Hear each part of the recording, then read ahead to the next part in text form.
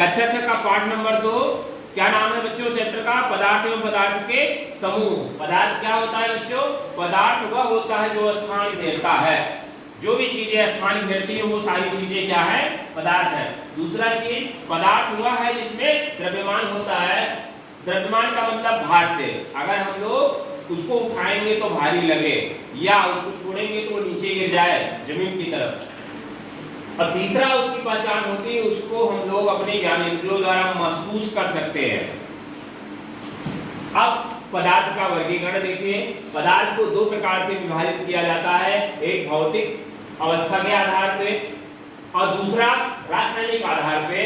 भौतिक आधार में बच्चों तीन प्रकार में बांट सकते हैं, ठोस, द्रव, गैस। और रासायनिक आधार में बच्चों तत्व यौगिक मिश्रण।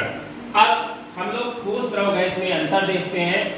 ठोस में अगर देखें तो आकार निश्चित होता है। अगर ये वस्तु जो है ये हमारा मार्कर कौन सी स्थिति में है? ठोस है कि द्रव है कि गैस है? ठोस है।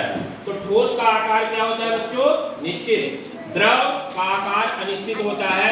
द्रव का मतलब दूध या पानी जिस भी बर्तन में रखते हैं वह उसी का आकार ले लेता है। और गैस हवा में है, इसका कोई आकार नहीं होता बच्चों। ऐसे आयतन दूसरा बिंदु अगर देखें तो ठोस का आयतन निश्चित होता है, द्रव का भी आयतन निश्चित होता है, क्योंकि 1 लीटर पानी ले, 1 लीटर दूध ले, चाहे बाल्टी में ले चाहे किसी भी बर्तन में लेंगे, लेकिन वो 1 लीटर ही रहेगा। इसलिए आयतन द्रव का भी निश्चित होता है और गैस का आयतन अनिश्चित होता है, क्योंकि एक शीशी भी अगर खोलते हैं उसकी स्मेल जो है दूर तक जाती है। तीसरा जो बिंदु है बच्चों जिसके आधार पर अंतर करते हैं, अंतरा आणविक स्थान।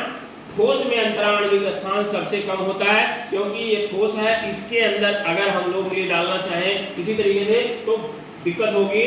सबसे कम ठोस के बीच में होता है। द्रव में ठोस से ज्यादा और गैस से कम, और गैस में सबसे ज्यादा अंतरा आणविक स्थान होता है। और चौथा बिंदु अगर देखें बच्चों, अंतरा आणविक आकर्षण बल।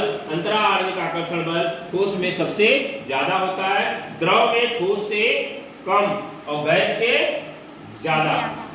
और गैस में आकर्षण बल सबसे कम होता है, इसीलिए सब हवा में उड़ रहे हैं।